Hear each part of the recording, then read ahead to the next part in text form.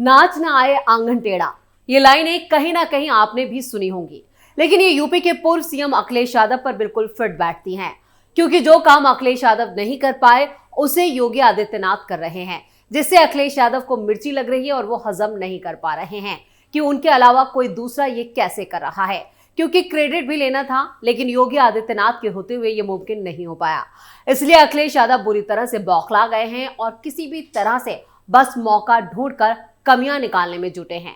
प्रयागराज में जबरदस्त तरीके से महाकुंभ की तैयारियां चल रही है, लेकिन ये तैयारियां देखकर अखिलेश यादव के पेट में दर्द हो रहा है, इसलिए उन्होंने एक प्रोपेगेंडा शुरू कर दिया है। तो चलिए सब कुछ आपको बताते हैं हमारी इस स्पेशल स्टोरी में, आखिर क्यों अखिलेश यादव को लग रही है मिर्ची। नमस्कार, आप सभी का बहुत बहुत स्वागत है। आप देख रहे हैं हमारी स्पेशल स्टोरी। मैं हूं आपके साथ परवीन शेख। मकर संक्रांति यानी 14 जनवरी 2025 से प्रयागराज में महाकुंभ चालू हो रहा है। उत्तर प्रदेश की योगी आदित्यनाथ सरकार इसके लिए तैयारियों में जुटी है। इंफ्रास्ट्रक्चर से लेकर भीड़ प्रबंधन तक के काम तेजी से चल रहे हैं। योगी सरकार का कहना है कि 2025 का महाकुंभ सबसे दिव्य होगा। अब इस आयोजन से भी उत्तर में विपक्ष को समस्या हो गई है। सपा से फैजाबाद के सांसद अवधेश कुमार ने कहा है कि महाकुंभ का आयोजन करना कोई नई बात नहीं है और उनकी सरकार में भी ये हुआ था। अवधेश कुमार ने दावा किया है कि इस बार के महाकुंभ में बंदर बाट हो रही है। उनके नेता अखिलेश यादव भी इस बीच महाकुंभ की तैयारियों पर लगातार सवाल उठा रहे हैं। कहीं वो खंभों की फोटो डालते हैं तो कहीं अधूरी पुलिस चौकी को दिखाते हैं। उनका दावा होता है कि महाकुंभ का काम अधूरा है। हालांकि अखिलेश यादव और उनकी पार्टी के नेता ये भूल जाते हैं कि अब से ठीक 12 वर्ष पहले प्रयागराज में उन्हीं की सरकार में कुंभ का आयोजन हुआ था और उनके कुप्रबंधन की दुनिया भर में आलोचना हुई थी। अखिलेश यादव आलोचना करने के बजाय अपने मुख्यमंत्री रहते हुए एक मॉडल सेट कर सकते थे, लेकिन तब उन्होंने कुंभ में कोई इंटरेस्ट नहीं दिखाया था।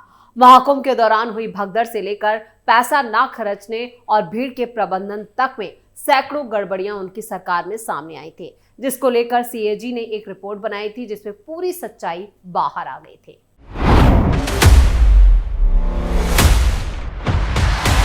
तो चलिए अखिलेश यादव के कार्यकाल में हुए कुंभ की लापरवाहियों पर जरा एक नजर डालते हैं और सच्चाई से पर्दा हटाते हैं, जिससे अखिलेश यादव पूरी तरह से बेनकाब हो जाएंगे। दरअसल 2012 के कुंभ के लिए अखिलेश यादव को आजम खान के अलावा कोई और शख्स नहीं मिल सका था।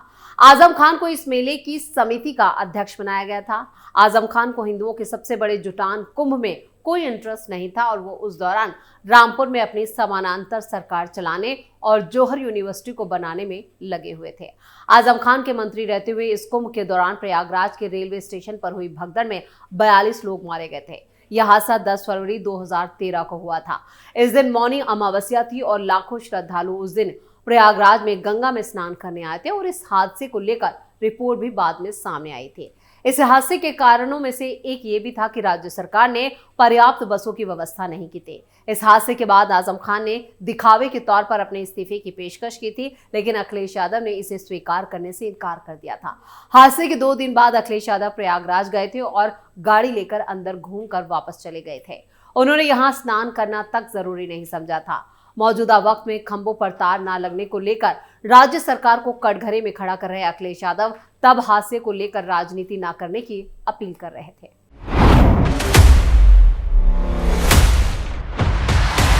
गड़बड़ी सिर्फ यहीं तक सीमित नहीं थी। इस कुंभ को लेकर जब सीएजी ने ऑडिट किया तो असल सच्चाई खुलकर सामने आ गई थी। सीएजी की रिपोर्ट में सामने आया था कि 2013 के कुंभ के लिए सारे काम पूरे करने की तारीख सबसे पहले 30 नवंबर 2012 रखी गई थी, लेकिन इनमें से कई काम मेला चालू होने तक भी पूरे नहीं हुए, जिनकी तारीख इस बीच 3 बार बढ़ाई गई। सीएजी रिपोर्ट के मुताबिक अखिलेश यादव की सरकार मेले की शुरुआत यानी 14 जनवरी 2013 तक इंफ्रास्ट्रक्चर से जुड़े 59% काम नहीं पूरे कर पाई थी। यानी मौजूदा वक्त में खंभों पर तार ना लगने नहीं लगाया गया उसे मुद्दा बना रहे अखिलेश यादव अपनी सरकार में मेला शुरू होने तक 60% काम भी पूरा नहीं करवा पाए थे। यहां तक कि सड़क निर्माण से जुड़े 111 कामों में से 65 मेला खत्म होने तक भी पूरे नहीं हुए थे। और तो और 26 करोड़ के 4 प्रोजेक्ट्स जड़ से शुरू भी नहीं हो पाए थे। इन सब के बावजूद अखिलेश सरकार ने सीएजी को जनवरी 2013 में ये जानकारी दी थी कि सारे काम पूरे हो गए, जिसको लेकर सीएजी ने सरकार को कटघरे में खड़ा कर दिया था। सीएजी ने अपनी जांच में यह भी पाया था कि कुंभ के लिए जिन दवाइयों और गाड़ियों समेत बाकी चीजों की सप्लाई की जानी थी, उसमें भी 2 करोड़ से ज्यादा का सामान मेला चालू होने तक भी नहीं पहुंचा था। कई ऐसे कामों को कुंभ के पैसे से करवा लिया गया था जो उससे जुड़े थे ही नहीं। –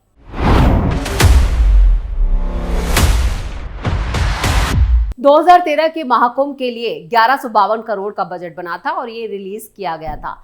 इस धनराशि में से 341 करोड़ केंद्र सरकार के दिए हुए थे। ये खर्च कुंभ के दौरान बनने वाले इंफ्रास्ट्रक्चर और बाकी की खरीद के लिए होना था, लेकिन यह पैसा पूरा खर्च तक नहीं किया गया। इस रकम में से 1017 करोड़ रुपए खर्च हुए, यानी 134 करोड़ की धनराशि पड़ी रह गई। इसके अलावा समाजवादी पार्टी को केंद्र सरकार ने 800 करोड़ रुपए अलग से कुंभ के लिए दिए थे। इस रकम में से भी एक पैसा अखिलेश यादव की सरकार ने कुंभ के कामों में नहीं लगाया और इस पैसे को राज्य सरकार ने अपने काम में लगा लिया। सीएजी की रिपोर्ट कहती है कि अगर इस हिसाब से देखा जाए तो सपा सरकार ने सिर्फ 10 करोड़ या इससे बजट का 1% अपने पास से लगाया, क्योंकि 1141 करोड़ तो केंद्र सरकार ही दे चुकी थी। इन सब के बाद भी जो पैसा खर्च भी हुआ उसमें भी खूब गड़बड़ी हुई। गड़बड़ी का स्तर यह था कि बस और मोटरसाइकिल के नंबर मेले में काम करने वाले ट्रैक्टर के लिए दिए गए थे। सीएजी रिपोर्ट बताती है कि 30 मजदूरों को एक ही वक्त में 2 जगह पर काम करते हुए दिखाया गया था। इनका पैसा भी दे दिया गया था। कहीं पुल के मरम्मत के नाम पर करोड़ों का फालतू खर्च किया गया तो कहीं बैरिकेडिंग में पैसा उड़ाया गया। कुल मिलाकर खूब भ्रष्टाचार हुआ, जिसकी गवाही खुद सीएजी की रिपोर्ट दे रही है।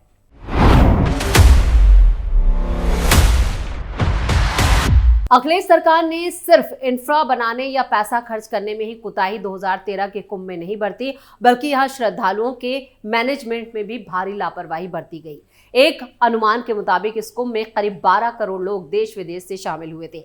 सीएजी की ही ये रिपोर्ट बताती है कि यहाँ इन 12 करोड़ श्रद्धालुओं को संभालने के लिए मात्र 5 गोताखोर की नियुक्ति हुई थी। इतने बड़े आयोजन में लोगों की सुरक्षा को गंभीरता से नहीं लेना कुंभ के प्रति अखिलेश सरकार की उदासीनता को दर्शाता है।